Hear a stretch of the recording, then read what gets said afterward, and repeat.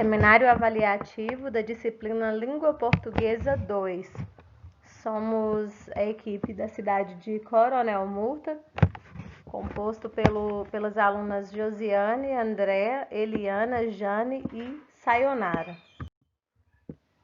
Vamos falar sobre os PCNs, que são os parâmetros curriculares nacionais, os livros didáticos e formação literária do leitor.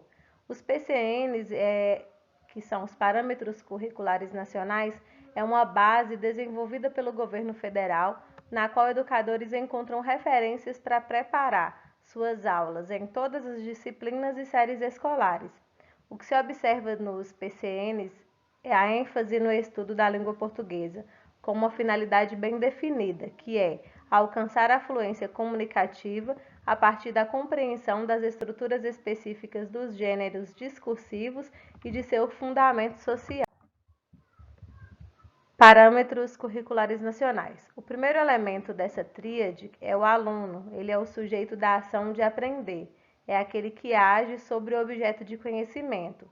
O objeto de conhecimento é o segundo elemento da tríade, que é a língua portuguesa, tal como se fala e também como se escreve fora da escola. A língua que se fala em instâncias públicas e a que existe nos textos escritos que circulam socialmente. O terceiro elemento é o ensino.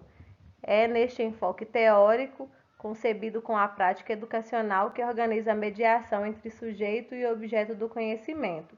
Então, para que essa mediação aconteça, o professor ele deve planejar, implementar e dirigir as atividades didáticas com o objetivo de desencadear, apoiar e orientar o esforço de ação e reflexão de seu aluno.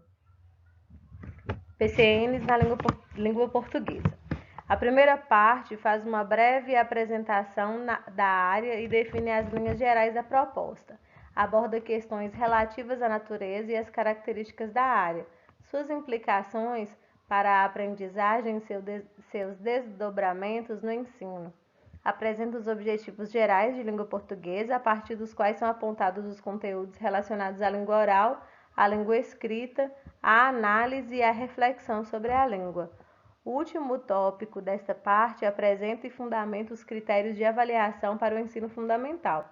A segunda parte detalha a proposta para as 4 primeiras séries do ensino fundamental em objetivos, conteúdos e critérios de avaliação, de forma a apresentá-los com a articulação necessária para a sua coerência. A importância e o valor dos usos da linguagem são determinados historicamente segundo as demandas sociais de cada momento. Então, atualmente, exigem-se níveis de leitura e de escritas diferentes e muito superiores ao que satisfazeram as demandas sociais até bem pouco tempo atrás. E tudo indica que essa exigência tende a ser crescente. Para a escola como espaço institucional de acesso ao conhecimento, a necessidade de atender a essa demanda implica uma revisão substantiva das práticas de ensino que tratam a língua como algo sem vida e os textos como um conjunto de regras a serem aprendidas, bem como a constituição de práticas que possibilitem ao aluno aprender a linguagem a partir da diversidade de textos que circulam socialmente. Livros didáticos. O livro didático é considerado um instrumento pedagógico no processo de ensino-aprendizagem, dentro do contexto escolar. O livro didático é um dos meios para assegurar aos alunos a aquisição do conhecimento sistematizado, como aponta Soares, 1996. Antes do estabelecimento de programas e currículos, o livro didático estabeleceu-se historicamente como instrumento para assegurar a aquisição dos saberes indispensáveis às novas gerações da sociedade. Apesar de não ser o único instrumento no processo de ensino, o livro didático é fundamental, pois os livros didáticos cumprem o objetivo da escola na construção dos saberes sistematizados pelos alunos. A formação literária do leitor. Dentre os inúmeros objetivos para a presença da literatura de diferentes textos, inclusive dos textos literários nas escolas, a formação de leitores é, sem dúvida, aquele que mais tem perdurado. não é ocasional, portanto, que a escola venha se firmando com esse intuito de ensinar a ler e a escrever letrando. Somente dessa forma, ela converte cada indivíduo num leitor, introduzindo-o no universo único do código da escrita, de sons e de imagens por hábitos, seja pela escrita de um texto ou pela leitura de materiais impressos e ou eletrônicos, sendo esse o terreno no qual se instalam a prática de leitura e a imersão na cultura escrita. O ensino da língua portuguesa tem sido, então, marcado por uma sequência de conteúdos que se poderia chamar de aditiva. Ensina-se a juntar as sílabas ou as letras para formar palavras, a juntar palavras para formar frases e a juntar frases para formar textos.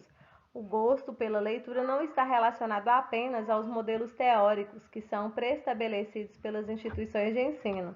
Muitos alunos leem os títulos indicados pela escola apenas por mera exigência do professor.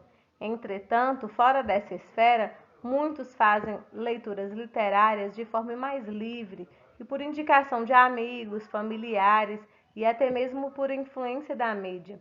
Embora não se possa negar a função das instituições de ensino como agenciadoras da formação de leitores proficientes. Observações.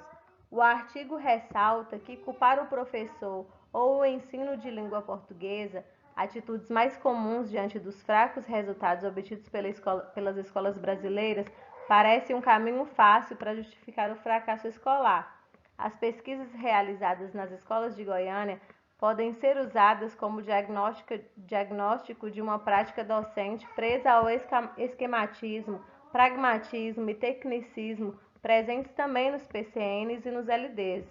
Essas práticas resultam em um processo de espelhamento com ideias equivocadas sobre o ensino de literatura, divulgadas em documentos elaborados para nortear o ensino. Serão observadas pelo circuito comercial, formado a partir dos programas governamentais de compra de livros didáticos, dos quais, por fim, vão desaguar em práticas igualmente equivocadas na sala de aula. A conclusão, Cândido, 1995, afirma que a literatura desenvolve em nós a sensibilidade e nos torna seres mais compreensivos, reflexivos, críticos e abertos para novos olhares e possibilidades diante da nossa condição humana. A leitura literária permite-nos refletir sobre o mundo em nossa volta, abrindo nossos horizontes, ampliando os conhecimentos e possibilitando novas perspectivas. A língua portuguesa engloba muitos elementos, entre eles podemos destacar que não é possível dissociar leitura e escrita, já que uma complementa a outra. Então, o professor precisa criar situações estimulantes de leitura e escrita, possibilitando o acesso aos mais diversos gêneros. O que se busca com essa prática é formar leitores e escritores eficazes que compreendam o que leem e saibam se expressar claramente por escrito. Essa, então, é a nossa apresentação do nosso seminário. Nós agradecemos a atenção de todos.